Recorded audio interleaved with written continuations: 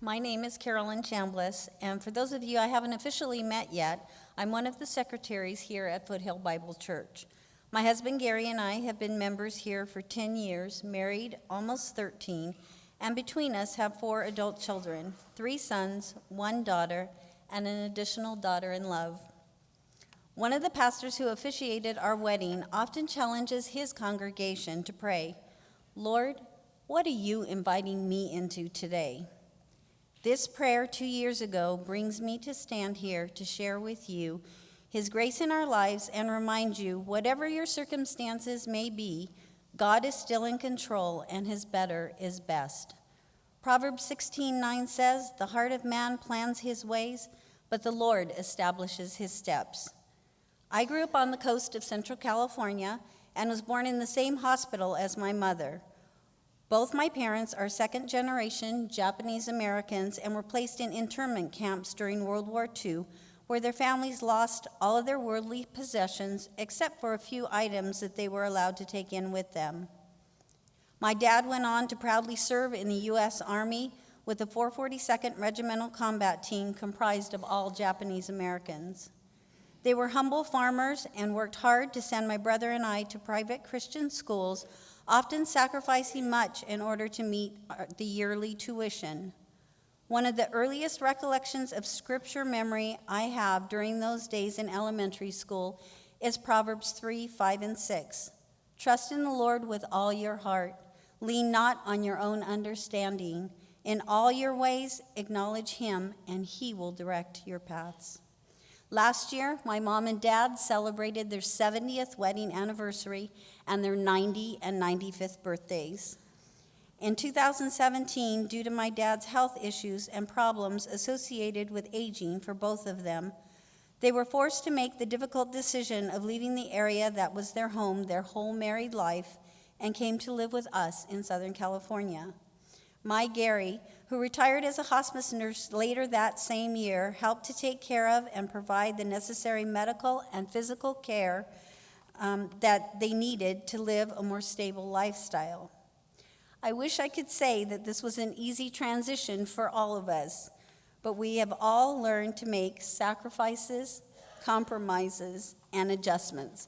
Lots of adjustments. Daily, sometimes hourly, reminding myself, this is what God has invited me into today. At the end of summer that same year, I received a phone call from my daughter, who several years earlier had made a conscious decision to pursue a prodigal lifestyle and found herself in and out of jail dealing with drug addiction. When my cell phone rang, I recognized the number from Orange County Jail that had become oh too familiar, answering knowing she had gone to court earlier that day. She explained the circumstances and the verdict, and then in summary, she said those words no parent wants to hear. "Mom, I opted to do prison time." My heart sank as we talked, and I sent up quickie prayers while trying hard to listen to the words and details she was telling me as my mind was swirling. I heard myself say to her, "God is still in control," knowing as much as I hated this news, this is where He was inviting us into that day. We were wrapping up the conversation, and then she said, "There's one more thing. Are you sitting down?" I laughed nervously because I knew what I had feared was about to come true. "Mom, I'm pregnant."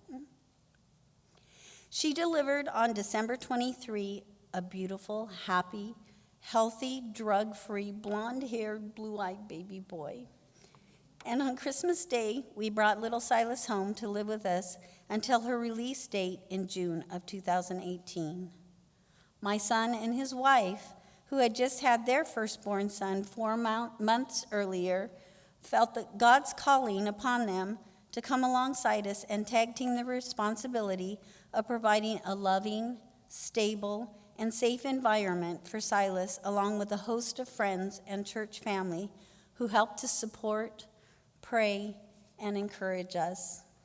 Life today involves 4 generations in our household. It's busy, sometimes loud, and always a little bit chaotic. But when I pray, "What are you inviting me into today, Lord?"